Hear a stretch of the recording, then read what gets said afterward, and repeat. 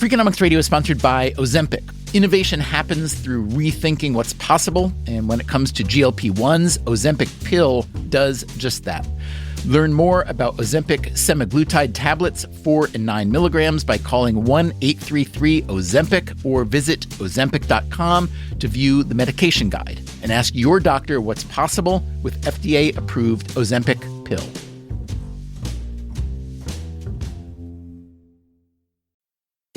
Freakonomics Radio is sponsored by Hotels.com. Hotels.com gives you access to hundreds of thousands of hotels worldwide, and when you join for free, you can save up to 20% instantly with member prices. Plus, every stay earns rewards, so when you book one trip, you're already lowering the cost of the next one. Hotels.com is simple, rewarding, and designed to help you get more out of every stay. Sign up for free and book today. Hotels.com. It's all in the name. Freakonomics Radio is sponsored by Amica. You know what they say, if you want to go fast, go alone. If you want to go far, go together. So go with Amica and get coverage from a mutual insurer that's built for their customers, one that looks after what's important to you together. Auto, home, life, and more, coverage that fits your unique needs. Amica helps you protect what matters most. Visit Amica.com and get a quote today.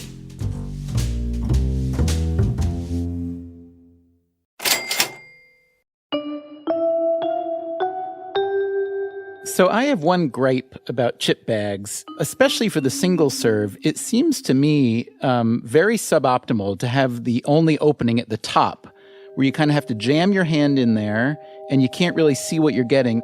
Wouldn't it be better to have a bag that just laid out all the chips on the package, like a nice picnic blanket or something? Have you ever thought about that? But imagine that you're walking around eating a bag of chips, which a lot of people do. How would that work? If you open out the Lays too much and a gust of wind comes by, you're going to see a lot of chips flying. We have to worry about all these little practical things. That's Indra Nooyi. Good morning. Nooyi is the CEO of PepsiCo. So when it comes to little practical things to worry about, she has a lot of them. PepsiCo has more than 260,000 global employees and over 100 brands and trademarks, including 22 that each do at least $1 billion a year in sales. Those include Pepsi, of course, and Gatorade and Tropicana and Quaker Foods. There are also 7 separate billion-dollar chip brands: Lay's, Ruffles, Doritos, Tostitos, Cheetos, Fritos, and Walkers. So I'm out in the marketplace almost every week, looking to see how our products look like on the shelf, not from a CEO lens, more from a consumer lens. Because at the end of the day, I'm not just a CEO, I'm also a consumer. I'm a shopkeeper, I'm a gatekeeper of my family. So I look at our business through a different lens. And then I come back and I talk to my people about what I saw was good and what wasn't really good. Do you find it surprising that the CEO of a $170 billion company micromanages her potato chips? What about the CEO of an even bigger company, one built on silicon chips? I'm talking about Microsoft CEO Satya Nadella. These hard decisions around what to pick and focus on is something that I believe a CEO uniquely has to do. That's not something that you can delegate. And what if you're the CEO of a social networking company with 2 billion global users? How micro do you think Facebook CEO Mark Zuckerberg gets? So when I was in Ohio, I sat down with a group of heroin addicts. And, one of the things that was really interesting is, when you're going through recovery, the first thing you have to do is detox, of course. But then after that, the next thing you have to do is basically get new friends, right? And it turns out if you remain friends with anyone who you were using with before, then you are very likely to end up back using heroin and endangering your life. Okay, be honest with me. What's the first thing that comes to mind when I say CEO? For many people, the image is a caricature, either supervillain or superhero. At the very least, you probably envision a luxe life with 100 rounds of golf a year. I think that CEOs work harder today than ever before. That's Jeff Sonnenfeld from the Yale School of Management. He spent more than 30 years scrutinizing CEOs. These aren't people that are hanging out and golfing and running around country clubs and sipping on their sherries late afternoon. These are people that are working nonstop, 40-hour days, 8 days a week. Today on Freakonomics Radio, we are launching The Secret Life of CEOs, a special series that'll get inside the minds of these rare and rarefied creatures. Some of the questions we'll be asking: what do CEOs actually do? What makes a good CEO? And how can you even tell? Why do CEOs make so much money? And are they worth it? How did they get to be where they are? And is it lonely at the top?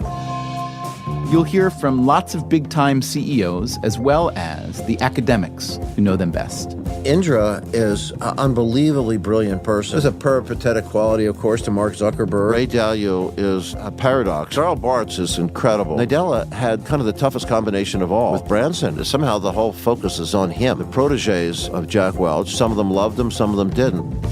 And if you find yourself thinking, hey, I'd like to do that too. It's frankly a horrible job. I wouldn't want it.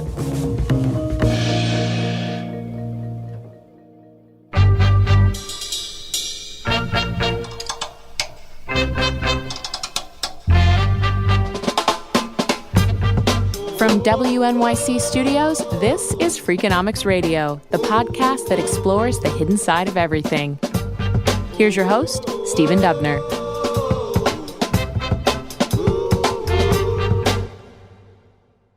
Let's begin with this guy.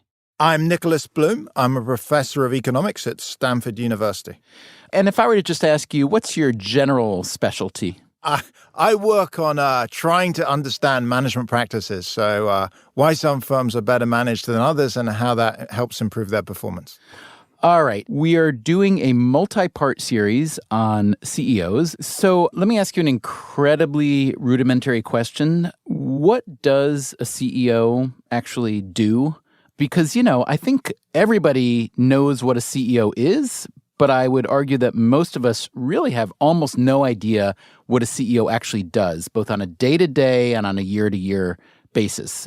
Their mandate is they're part public figures, so if anything goes wrong or right with the company, they're the man or woman standing up in the press, taking the flack or the praise. They spend about a day a week talking to Wall Street and, other big investors. They also spend a huge amount of time on personal management, human resources. So generally, they'll have something like 5 to 10 direct reports, people they'll see once a week that work, the chief of finance, the chief of HR, the chief of information.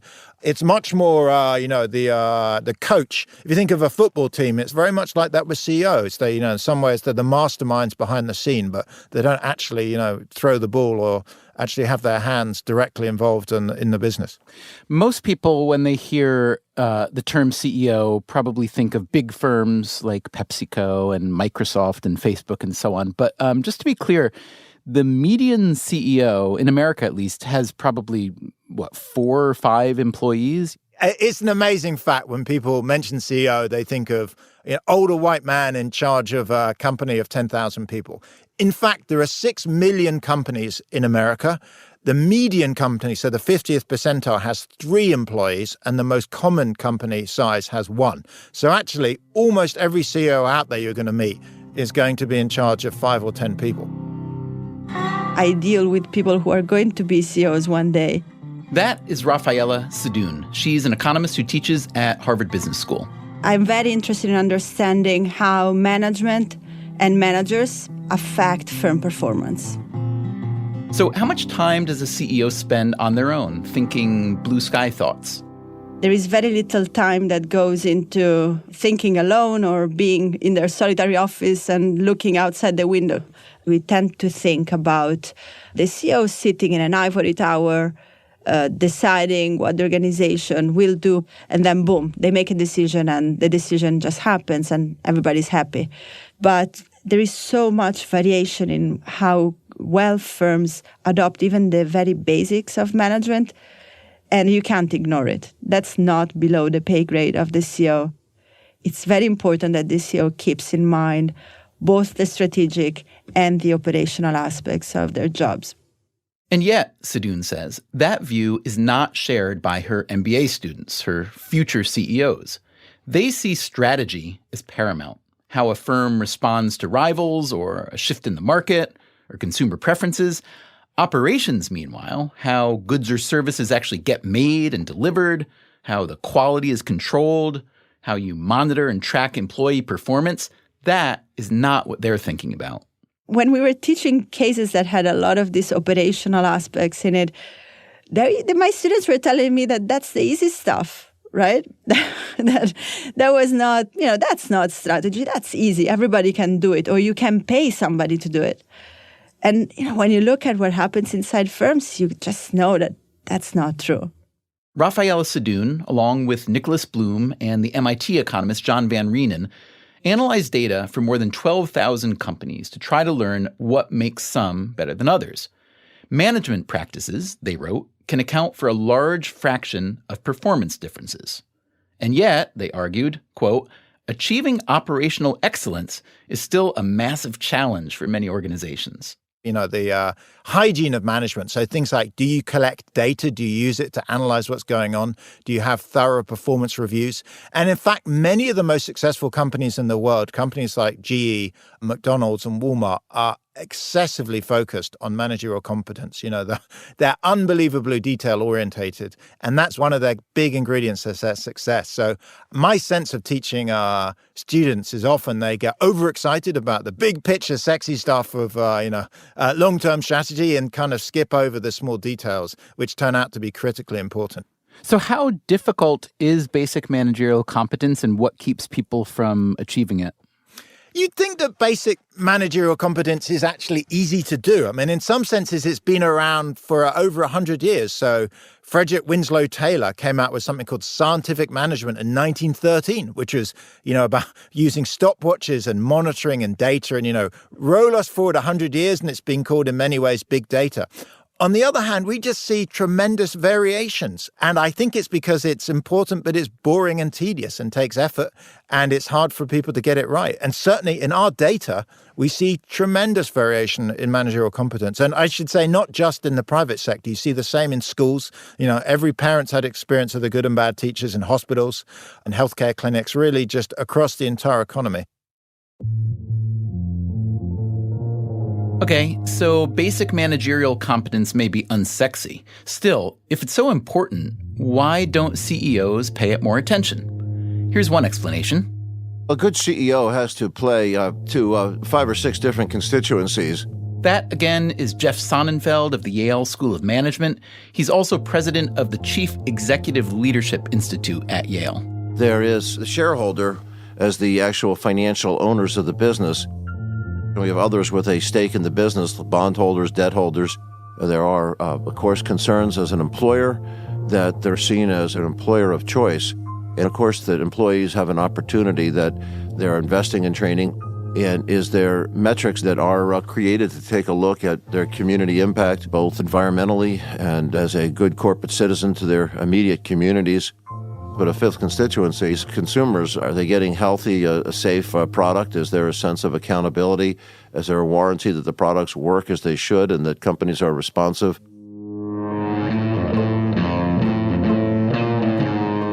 Okay, those are a lot of constituencies to balance.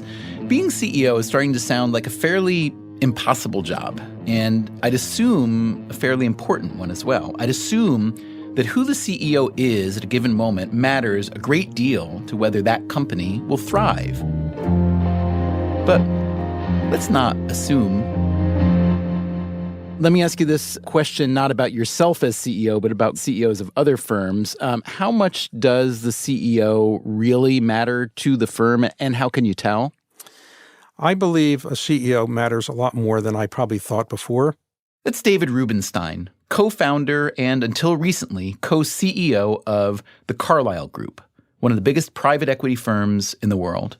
Private equity is a phrase that is used to explain the investing of money, typically in a company that is privately owned, i.e. it's not public, and you spend 3 to 5 years improving the company, incenting the managers to work harder, do more efficient things, and ultimately, after 3 or 5 years, you sell or otherwise liquefy the investment. Since its founding in 1987, Carlyle has purchased or invested in nearly 600 companies and sold off more than 300. Today, it has 271 companies under its control. So, besides serving as a CEO of Carlyle, Rubenstein was also involved in making sure that Carlyle-acquired companies have the right CEO, and if not, bring in a new one. In all the companies Carlyle's invested in, I think the CEO has made the most amount of difference. I think the price we paid is probably the second most, and the quality of the company we invested in was probably the third most. So if you told me you had a reasonably good company, a terrible CEO, I wouldn't invest in it. If you told me you had a reasonably good company and a great CEO, I certainly would invest in it. Rubenstein plainly has massive experience in shopping for and observing CEOs, so who are we to challenge his opinion that the CEO is the single most important component of a firm's success? But here's the thing. It is largely his opinion. It isn't empirical evidence. That's what researchers like Nicholas Bloom try to come up with. So I've been working for 20 years trying to understand what makes some firms perform better than others. To that end, Bloom has some good news and some bad news. The good news is that researchers have found, as David Rubenstein argues, that the leader of a company matters a great deal. The bad news? No one could really give us a straight answer on what defined a good or a bad leader. In other words, no one can really say what indicates or predicts or produces a good leader. And I must have pitched this question, dozens and dozens of times. You look at the data and there's 10 different recipes for success. Maybe they each work for a particular case studies, but I've still 20 years later struggled to find anything that's the secret recipe beyond saying, sure, there are some people that are better than others, but it's damn hard to tell what it is. So on the one hand, I could say I admire your humility and I admire your candor. On the other hand, I could say, well, what good are you people then if you can't figure it out? Well, why don't I give you a great anecdote for sport? So, imagine this. Imagine I took 1,000 men and I ask you to pick which one of them would be best at tennis. Now, some of that's pretty easy. Professional tennis players tend to be taller than average. They're pretty athletic looking and lean. So I take the 1,000, I whittle it down to the 50 taller than average, kind of late 20s, lean looking individuals. But beyond that, it's almost impossible to know unless you've seen how they've played before. So, think about it practically. Roger Federer, Nadal, Andy Murray, they look identical to just about every other professional tennis player. And so it is with leadership. By the time you get to people with basically, great education, charming individuals, some kind of prior experience, they're all in the frame for leadership. And sure, we can rule out people that, typically dropped out of school at 15. But by the time you get to the subset of educated, experience, right background, at that point, it becomes incredibly hard to tell who's going to succeed.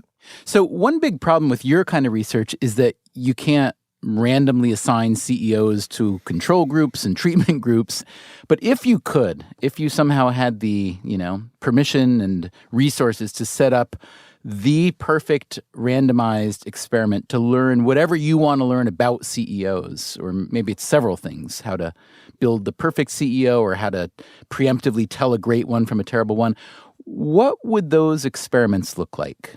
Oh, this is the researcher's dream, is to go out there and randomly move CEOs around companies. And, it doesn't happen in America.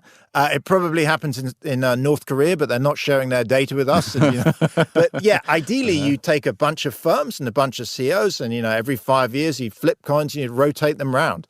And pretty soon you'd find what makes a good leader and what doesn't. The problem is right now that just never happens. We have a lot of anecdotal evidence about CEOs, about what they actually do. That, again, is Rafaela Sadoun.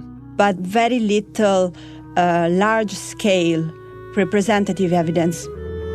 So coming up on Freakonomics Radio, let's get some large-scale representative evidence. So she's managed to persuade CEOs, incredibly, to release their time diaries under confidentiality, what they do every half an hour for a week. That's coming up right after this.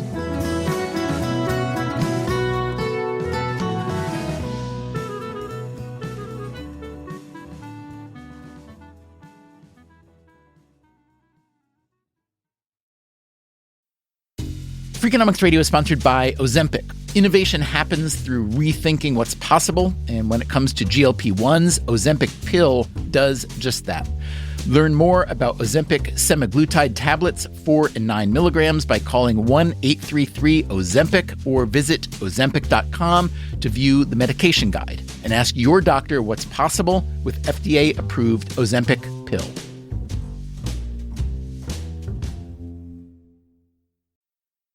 Freakonomics Radio is sponsored by Southern New Hampshire University. The best investments are the ones you make in yourself, and no one knows that better than Southern New Hampshire University.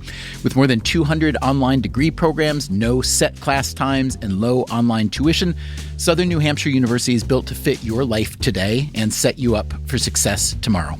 Education is an investment. Why not make it a smart one? Apply for free at snhu.edu/Freakonomics. Freakonomics Radio is sponsored by TalkAboutPD.com. Let's talk about Peyronie's disease, or PD. It's not widely talked about, and some men may feel reluctant to bring it up, but it's more common than you would think. PD can happen when scar tissue builds up under the skin of the penis, causing a curve with a bump during an erection that for some men may lead to pain during intimacy and impact mental health. A trusted urology specialist can help diagnose PD and walk you through your options, including non-surgical treatment. Visit talkaboutpd.com.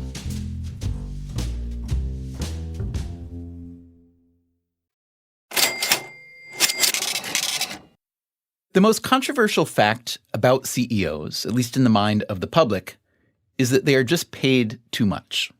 In 2016, the CEOs of the top 350 U.S. firms earned an average of $15.6 million.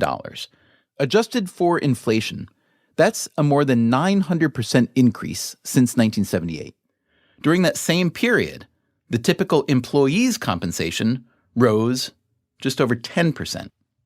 We've been hearing that good leadership is essential to good business performance, so maybe CEOs deserve that huge compensation. Why would a board pay it if they weren't getting their money's worth? And what's the right amount to pay a CEO? I think it's actually impossible to say what's the right amount a CEO should get paid. That, again, is the Stanford economist Nicholas Bloom. The numbers they get paid now seem astronomical. I mean, there are CEOs getting paid hundreds of millions. So I find it hard to defend those amounts. But I also am aware that there is no one that can definitively say that's too much or too little. The second point is you do definitely want to pay these individuals a lot. Why? One is you want to select people into the job. It's frankly a horrible job. I wouldn't want it. Being a CEO of a big company is a 100-hour-a-week job. It consumes your life. It consumes your weekend. It's super stressful. Sure, there's enormous perks, but it's also, all-encompassing. And particularly for people with kids, you really want to, make sure that they're motivated and also rewarded. And since these individuals are running massive companies, their actions affect all of us, every day. So it's not just, big public listed companies. You've got to think of CEOs as hospitals and school districts and the government. So everything we do is affected by their actions. All that said and done, they're still way overpaid. That's Jeff Sonnenfeld, the leadership expert from Yale. And more than being overpaid, there's very little correspondence between performance and pay. There are some very strong companies historically, say United Parcel Service, which rank at the bottom in terms of compensation. But Philippe Dauman, who ran Viacom till recently, was being paid more than the very high-performing CEOs of Disney and Time Warner combined. And Viacom was a disaster. People like to talk about, what's the ratio against the average employee. No, even worse is the lack of correspondence between pay and performance. There is a lot of data to back up Sonnenfeld's claim. A huge study in the Journal of Management in 2000 found that the size of a firm accounts for more than 40% of the variance between CEO salaries, while firms' performance accounts for less than 5%. A more recent study of over 400 large-cap U.S. firms found that higher CEO pay was correlated with worse than median stock market returns. So let's say you're trying to do better. Let's say you are trying to link compensation to performance. There are the standard metrics of share price, profits, and so on, but how can you tell that a different CEO wouldn't have accomplished the same, or maybe even better? Which traits of a CEO could you measure to tell how good they are? And are there real empirical and statistical indicators of what makes a great CEO? Or is it mostly just leadership mumbo-jumbo? There's been over 3/4 of a century of research on leadership traits. The bad news there is the sum total of it is very little of it matters in terms of static human traits that predict leadership greatness. A 2012 study found that American firms spend about $14 billion a year on leadership training. Every year, publishers put out approximately 1 gazillion leadership books, which are primarily used to wallpaper the bookshops in airports. Divulging the secrets of great leadership is, of course, a long-standing tradition among its most enduring practitioners, Sun Tzu, Plato, and, of course, Machiavelli. These days, leadership courses and institutes are pretty much everywhere. So how good is the evidence to back up what they teach? As Jeff Sonnenfeld was telling us, the search for such evidence has been problematic for a while. In the aftermath of the Second World War, a flight of scholars who escaped the Holocaust came to the U.S. to help create something between sociology and psychology called social psychology that really had no history before that. And its academic definition was really trying to understand the psychology of energized groups. But because of the experience so many had with charismatic leaders out of control, it became the vogue to focus on groups to the detriment of looking at leadership. We were afraid to look at charismatic leadership and often had some very simplistic notions out there in popular media, but in university worlds, we actually weren't teaching leadership. Even at the Harvard Business School, the supposed West Point of capitalism, was very hard to actually take a look at individual leaders, and that became the norm throughout business school. One of the first people to look at what goes into the activities of a manager is Henry Mintzberg. Raphael Sadoun again. Who did some pioneering work in the 70s by measuring the activity of 5 CEOs, and that's what he based his PhD thesis on. Henry Mintzberg's thesis was called The Manager at Work, Determining His Activities, Roles, and Programs by Structured Observation. Mintzberg got his PhD at MIT, and all the CEOs he studied ran firms in the Boston area, except for one, the Bulova Watch Company in New York. The rest were Massachusetts General Hospital, the Newton School System, Arthur D. Little Consulting, and a technology firm called EG&G, which, for what it's worth, was bought decades later by the Carlyle Group. Mintzberg shadowed each of the 5 CEOs full-time for a week. He recorded every activity they did during that time, every meeting, every phone call, and so on. Also, what they said and wrote and to whom, and what was said and written to them, and the action it elicited in the CEO. And there is a ton of knowledge that has been generated by his research. Mintzberg argued, for instance, that a CEO had 10 primary roles that fell into 3 categories: interpersonal, informational, and decisional. For instance, among the decisional roles were negotiator and resource allocator, but also disturbance handler. Now, granted, it wasn't a large study, only 5 CEOs, remember, but at least Mintzberg started to bring some scientific method to the supposed science of management. But, as Raphael Sadoun tells us, it didn't really catch on. After this initial push, there was very little large-scale representative research. And with very little large-scale representative research, a lot of the modern leadership gospel was based on observing high-profile individual CEOs. What we know about CEOs was pretty much based on exemplary people that were somehow famous. And so it's hard to really think, is that representative or not? Probably not. And you can imagine all kinds of faulty conclusions based on such unrepresentative observation. There's a long-held view that CEOs maybe are selected for being risk takers. So imagine there are 2 types of CEOs. There's the boring ones and the ones that take huge gambles. At the beginning of their career, the boring ones plod along, but they never make it to the top. Of the huge gamblers, some of them win early on. So they get promoted, they gamble again. Some of those win again and they get promoted and they gamble again. And, at the end of it, you can see that of the big gamblers, very few make it, but those that do get to the top. And so being a CEO, I think, is horribly selected on having taken a lot of big bets in the past and then successively paying off. So risk-taking is an attribute we end up selecting in our successful CEOs, but I'm not sure it's actually one that you'd want if you pick someone at the outset. Steve Jobs famously had his reality distortion field and ignored all his advice and pushed ahead and did well anyway. But I could mention Elizabeth Holmes at Theranos, who also apparently had a reality distortion field. And, you know, the company crashed and burned, and I'm sure there are 50 other examples of Theranos out there.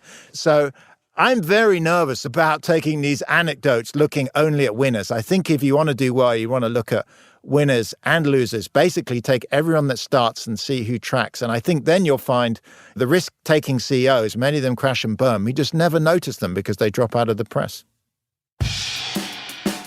So that's the problem. What's the solution? Enter the World Management Survey.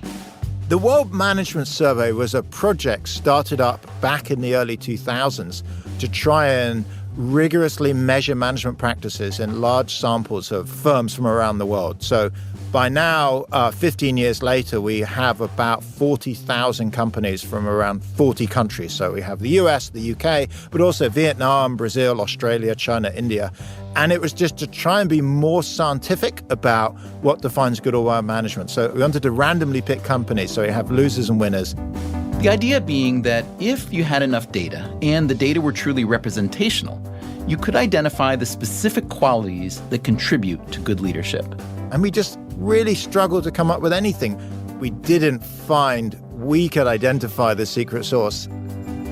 But Bloom points to current research by Rafaela Sadun as potentially groundbreaking. She's been doing a bunch of studies. Not looking at who CEOs are, but what they do. So she's managed to persuade CEOs, incredibly, to release their time diaries under confidentiality, what they do every half an hour for a week. That's right. Rafaela Sadun decided to pull a Henry Mintzberg. But we could also put Mintzberg on steroids. While the Mintzberg study relied on his shadowing 5 CEOs, Sadun and her colleagues have been studying more than 1,000 CEOs of manufacturing firms across 6 countries. Doing all this in person, as Mintzberg did, would have been impossible. So instead, what we did is we decided to create a project called the Executive Time Use Project, which essentially allows us to shadow not the CEO personally, but the agenda of the CEO. So we get information on every activity that happens in the life of the CEO. The researchers created from scratch a call center and hired 45 people to call the CEOs or their personal assistants every day. In the morning and at night to get a sense of what was planned in their agenda and what they actually did. We decided to also keep track of, is it a meeting, not only the type of meeting or type of activity, but also who was involved, the number of participants, who the participants were, whether the meeting was planned or not planned. Is the CEO maybe on the golf course? Is it a personal activity? Believe me, we have a lot of personal activities that are coded into our data. We don't use it for research, but it's kind of fun and validates the data a little bit. Validating the data is, of course, important. After all, they're mostly self-reported data. And we all know that self-reported data have a habit of making ourselves look slightly better than we are. But Sadun did have something to offer the CEOs in exchange for honest data. We told them, look, if you allow us to shadow what you do and to measure what you do, we will give you a report back that tells you what goes into your day, how long do you work, what do you spend your time on, and also will give you a sense of what your peers do. And that was the key, because there is a tremendous appetite to know, what am I doing? Am I doing it right? What are my colleagues doing? Another potential limitation of the study, these were only manufacturing firms, so the findings wouldn't necessarily be universal. Also, the CEOs who chose to participate were slightly more likely to run smaller firms. Still, this time use data has led to some significant insights. What we find in the data is essentially 2 very different ways of allocating time. And in the paper, we labeled these leaders and managers. So let me start with managers. This manager is a CEO that spends a lot of time basically doing a lot of operational activities and often in meetings that involve one person at a time. The other type, which we call the leader, is a completely different way of allocating time. Instead of focusing on just one function, the meetings typically involve many functions at the same time, more people. Okay, so manager CEOs and leader CEOs operate quite differently. What are the consequences of those differences? Sadoun and her colleagues found that the firms run by a leader-type CEO were more productive and more profitable. But wait a minute. Earlier, Sadoun and Bloom told us that CEOs who focus on good, solid management, on operations, for instance, that they're more successful. And now Sadoun is telling us that a leader-type CEO is more likely to be correlated with success than a manager type. How can that be? We don't think that this correlation reflects the fact that leaders are always better for firms. What's that mean? If the firms run by the leader-type CEOs are more profitable and more productive, doesn't that mean that leader-type CEOs are more effective? We think that what's happening in the background is something a little bit different, which is that leaders might be good in certain situations, might not be good in others, but that some firms that really need a leader actually end up with a manager. So it's more of an assignment problem of who gets hired to do what relative to a difference in the intrinsic quality of managers. In other words, the right CEO for a given company is, well, it's hard to say. It might be a manager type, might be a leader type. It might be a big, brassy, backslapping, rally the troops type of CEO, or it might be a quiet, studious, lead by example kind of CEO. They're so different, from outgoing to quiet to internal to external focus, just a whole range of practices. Nicholas Bloom's obsession to identify the secrets to good leadership has stretched on for years. But we just couldn't pick up any characteristic. Maybe it just doesn't exist. Maybe there's just many different ways to be a great leader. Case in point, remember when Bloom told us the one thing that excluded someone from becoming a big-time CEO? And sure, we can rule out people that typically dropped out of school at 15. So how can you explain this guy? I've never had to report to anybody since I left school at 15. And that is? My name is Richard Branson, and what do? I do everything Virgin. Over the next several episodes, we'll be trying to learn as much as we can about who CEOs actually are and what they actually do. As we've been hearing today, academic research on the subject indicates there's no template, no set of neat, identifiable characteristics that predict who will succeed and who will fail. We accept that fact. Indeed, we'll revel in it. We'll talk to a bunch of CEOs and try to understand their lives, their decisions, their successes and failures. We'll talk about whether the kind of person who's capable of starting a successful firm is also the kind of person who's good at running it. We'll find out how CEOs get picked in the first place, and we'll take a look at the pipeline, try to figure out why barely 6% of the Fortune 500 CEOs are women. We'll look at how CEOs deal with crises and make hard decisions, and mostly, we'll hear their stories. Yeah, well, I never started this to build a company. Mark Zuckerberg tells us what he did have in mind for Facebook. 10 years ago, I was just trying to help connect people at colleges and a few schools. People talk about a honeymoon period, but there really isn't a honeymoon period because from day one, you are the CEO. PepsiCo's Indra Nooyi and Microsoft's Satya Nadella talk about trying to be a CEO and a human being at the same time. It took me multiple years to even understand what had happened, because in some sense, I was more about why did this happen to us? What happened to me? Well, I would say the first thing, and people don't talk about this a lot, but it is a very lonely job. You'll hear from Carol Bartz, former CEO of Yahoo, and Ray Dalio of Bridgewater Associates, one of the biggest hedge funds in the world. The senior partner said that you're making people uncomfortable, you're demoralizing them with your straightforwardness. The Carlyle Group's David Rubenstein on making mistakes. Anybody that tells you they haven't made a mistake probably really isn't in the business or isn't being honest. Richard Branson will talk to us about founding versus managing. So I think too many young entrepreneurs just want to cling on to everything, and they're not good delegators. Ellen Pao, former interim CEO of Reddit, talks about tradition versus modernity. Are we actually going to find that people are starting to hire people with different views and different backgrounds and different experiences who we really believe are going to change the system and not just perpetuate it with different players. And we'll hear from at least one CEO who seems to personify that status quo. Treating everybody the same is ludicrous, and I don't buy it. It's not cruel and Darwinian and things like that people like to call it. That's Jack Welch, former longtime CEO of General Electric. Some people consider him one of the best CEOs in modern history. A baseball team publishes every day the batting averages, and you don't see the 180 hitter getting all the money or all the raises. You don't win with a gang of mediocre players in business or in baseball. Coming up next week, how to become a CEO, origin stories, unlikely triumphs, and how to recover from a really, really bad mistake. I blew the roof off the factory. Fortunately, no one was killed. That's next time on Freakonomics Radio.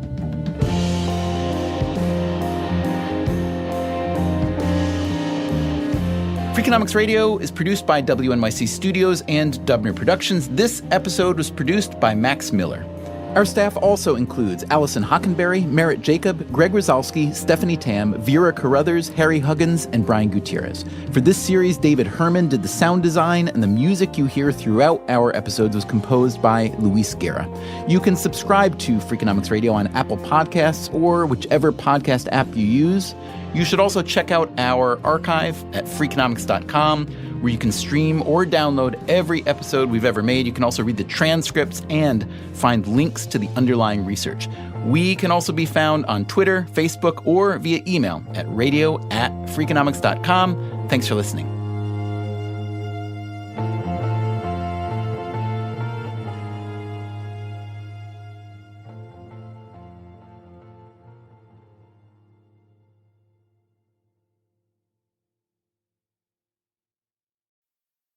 Freakonomics Radio is sponsored by Vitamix. According to the LA Times, the average American home contains 300,000 items, including a staggering number of appliances. All those gadgets, just clutter. But there's one tool that delivers what a dozen others only promise. From pureeing to chopping, Vitamix blenders bring the power of an entire kitchen to your countertop, offering enduring performance and precision you can count on. In a world full of clutter, do more with less. Visit Vitamix.com and shop now. Hi, I'm Angie Hicks, co-founder of Angie, and one thing I've learned is that you buy a house, but you make it a home. Because with every fix, update, and renovation, it becomes a little more your own. So you need all your jobs done well. For nearly 30 years, Angie has helped millions of homeowners hire skilled pros for the projects that matter. From plumbing to electrical, roof repair to deck upgrades. So leave it to the pros who will get your jobs done well. Angie, the one you trust to find the ones you trust. Find a pro for your project at Angie.com. Talk about regrets. We all know someone who's been in a car accident and said, I don't need to call a lawyer, only to regret it after their pain and damages were worse than expected. When someone hurts you, you deserve to be compensated fairly. Morgan & Morgan is America's largest injury law firm, fighting for the people for over 35 years. Injured? Visit forthepeople.com/podcast. That's forthepeople.com/podcast. Their fee is free unless they win.